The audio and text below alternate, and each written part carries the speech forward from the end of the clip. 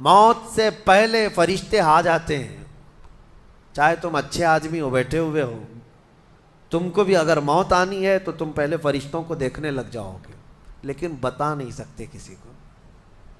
موت سے تھوڑی دیر پہلے فرشتے قریب آ جاتے ہیں. پہلے جماعت فرشتوں کی آتی ہے, پھر ملک الموت آتے ہیں. ملک الموت ان فرشتوں کے بیچ آتے ہیں. جیسے ہی یہ مرنے والا آدمی ملک الموت کو دیکھ لیتا ہے, پھر اس کے جسم میں کپ کپی طاری ہو جاتی ہے. اور ایسی کپ کپی طاری ہوتی ہے کہ کبھی پیشاب نکل جاتا ہے, کبھی پخانہ نکل جاتا ہے.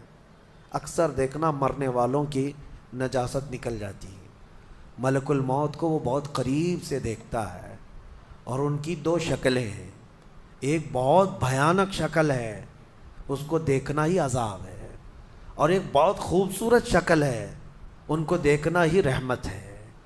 وہ نیک بندوں کی روح نکالنے کے لیے جب جاتے ہیں تو خوبصورت شکل میں جاتے ہیں, اور جب گنہگاروں کی روح نکالنے جاتے ہیں تو بھیانک شکل میں جاتے ہیں. اور ان کو دیکھتے ہی مرنے والے کا جسم پیلا پڑ جاتا ہے, پیشانی اکھڑ جاتی, آنکھیں پھٹی رہ جاتی, اور پھر خرخرا آنے لگ جاتا ہے, یعنی خرخر کی آواز تیز ہو جاتی ہے. وہ بولنا چاہتا ہے اپنے پاس والوں کو, لیکن بول نہیں سکتا, بند ہو جاتا ہے. یہ وہ وقت ہے جب اس کے توبہ کا دروازہ بھی بند ہو جاتا ہے. اب اگر فرشتوں کو دیکھ کر کوئی توبہ بھی کر لیا, ایمان لایا, تو اس کا ایمان قبول نہیں. اس وقت سے پہلے پہلے تک جو بھی ایمان لایا یا توبہ کیا, اس کی توبہ قبول ہے. لیکن موت کا خرخرا آ گیا اور فرشتوں کو دیکھ لیا, اس کے بعد بہت سارے کافر بھی پکاریں گے کہ ہم ایمان لاتے ہیں اللہ پر. نہیں, اب ایمان قبول نہیں ہوگا. موت اتنی آسانی سے نہیں آتی, اس کا پروسیس ہے. فرشتے آتے ہیں, ملک الموت آتے ہیں, پھر اس کے بعد اس کو گھور کر دیکھتے ہیں, پھر اس کو چت لٹا دیا جاتا ہے, یا جس حالت میں بھی ہے وہ گر جاتا ہے. کھڑا ہے تو گرتا ہے, بیٹھا ہے تو گرتا ہے, موت آنے سے پہلے لڑک جاتا ہے. یہ ضروری بھی نہیں ہے کہ آج میں اپنے آپ کو سنبھال کر بیٹھا ہوں. اگر میری موت آنی ہے, اسی کرسی سے گر جاؤں, اسی جگہ سے ہم گر جائیں. اور اس کے بعد ملک الموت روح کھینچنا شروع کرتے ہیں. پیروں کے ناخنوں سے لے کر, ہاتھوں کے ناخنوں سے لے کر, اس کے جسم کے ہر حصے سے لے کر ناک تک کھینچتے ہوئے لاتے ہیں. اور اس کے بعد جب پوری روح نکل جاتی ہے, وہ لے کر کے چلتے رہتے ہیں, اور مردہ ان کو جاتے ہوئے دیکھتا رہتا ہے. آنکھیں سب سے لاسٹ میں کھلی رہتی. کسی بھی مرنے والے کی آنکھیں بند نہیں رہتی, کھلی رہتی, وہ دیکھتا رہتا ہے. اسی لیے حدیث پاک میں ہے, جب کسی کی روح نکل جائے تو سب سے پہلے تم اس کی آنکھیں بند کر دو. ہمیں بند کرنا ہوتا ہے, اور اس کے بعد منہ بھی کھلا رہ جاتا ہے, منہ اوپن رہ جاتا ہے. فرمایا گیا منہ کو دبا کر بند کر دو. یہ سب نشانیاں ہیں میرے عزیزوں موت کی سختیوں کی.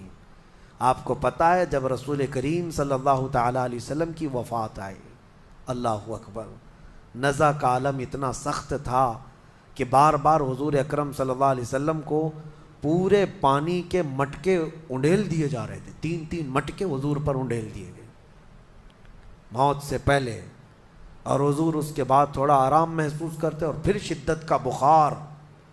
اور وہ آخری وقت تھا جب حضرت فاطمہ آپ کے پاس آئی تھی. حضور نے ان کے کان میں بتا دیا, وہ رونے لگ گئی. کیا کہا تھا حضرت فاطمہ کہتی ہیں, حضور نے فرمایا اے فاطمہ اب میں جا رہا ہوں, میرا آخری وقت ہے.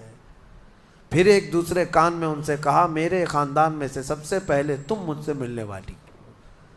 آج یوم فاطمہ بھی ہے, سیدہ کائنات کا آج یوم وصال ہے, 4 رمضان المبارک. تو رسول کریم صلی اللہ تعالیٰ علیہ وسلم حضرت عائشہ صدیقہ کے سینے سے سر لگا کر لیٹے ہوئے تھے. حضرت عائشہ فرماتی ہیں سنو, مجھے پتہ ہی نہیں تھا. حضور حضرت عائشہ سے زیادہ محبت کرتے تھے, اسی لیے آخر وقت میں حضرت عائشہ کے ہی حجرے میں رہنے لگے, باقی دوسری بیویوں کے یہاں نہیں جاتے. حضرت عائشہ کہتی میں حضور اکرم صلی اللہ تعالیٰ علیہ وسلم کو کبھی مسواک دے رہی, کبھی پانی کے چھڑکاؤ کر رہی. تھوڑی دیر کے بعد حضور اکرم صلی اللہ تعالیٰ علیہ وسلم لیٹے لیٹے اسی طرح رہ گئے۔ حضرت عائشہ کہتی ہے میرے سینے پر حضور کا سر تھا، وہ اتنا بھاری ہو گیا مجھے لگتا تھا کہ میری پسلیاں ٹوٹ جائیں گی۔ یہ حضرت عائشہ کہتی ہیں مجھے ایسا لگتا تھا کہ میری پسلیاں ٹوٹ جائیں گی۔ ہوا کیا تھا؟ حضرت عائشہ فرماتی ہیں دروازے پر جبرائیل امین آئے، روح نکلنے سے پہلے کی بات ہے۔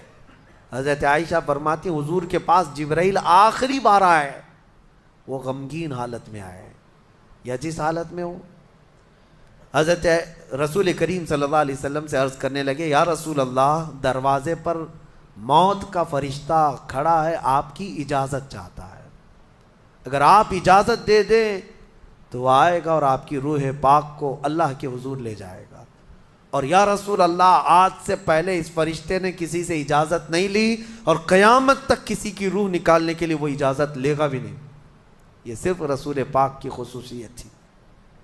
حضور نے فرمایا آنے دو۔ ملک الموت آئے اور جب حضور کی اجازت سے روح نکالی تو حضرت عائشہ کہتی ہیں اتنا بھاری ہو گیا تھا سر کہ مجھے لگتا تھا کہ میری پسلیاں ٹوٹ جائیں گی سینے کی۔ اور اس کے بعد حضرت عائشہ فرماتی ہیں میں نے حضور کے سر مبارک کو نیچے کی طرف کیا، مجھے پتہ بھی نہیں تھا کہ حضور کا انتقال ہوا۔ میں حضور اکرم صلی اللہ علیہ وسلم سے باتیں کرنے میں مصروف تھی، اسی میں حضرت ابوبکر صدیق حجرے میں آئے، پوچھا عائشہ کیا حال ہے حضور کا؟ حضور اکرم صلی اللہ علیہ وسلم کو دیکھا حضرت ابوبکر نے اور پیشانی مبارکہ پر ہاتھ رکھا تو وہ بہت ٹھنڈی تھی، ماتھے کو بوسہ دیا اور ایک آہ بھری اور ایک جملہ کہا تھا یا رسول اللہ، ایک بار موت آنی تھی وہ آپ پر آ گئی، اب موت کی سختی اللہ دوبارہ کبھی آپ کو نہیں عطا کرے گا۔ موت کی سختی کیونکہ حضور کو انہوں نے دیکھا تھا، کئی دنوں سے تکلیف تھی، 13 دن تک حضور پاک صلی اللہ علیہ وسلم کو تکلیف تھی، 13 دن تک۔ حضرت ابوبکر کہتے ہیں یا رسول اللہ، اب موت کی سختی دوبارہ کبھی نہیں آئے گی، جو اللہ کا وعدہ تھا وہ پورا ہو گیا۔ پورا کھل کر کے رو بھی نہیں پا رہے تھے ابوبکر صدیق اور اپنے اندر دبا بھی نہیں پا رہے تھے۔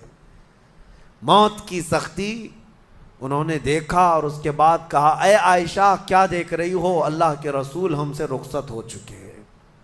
پھر انہوں نے آ کر مسجد میں اعلان کیا اے لوگو، اللہ کے نبی کا انتقال ہو چکا۔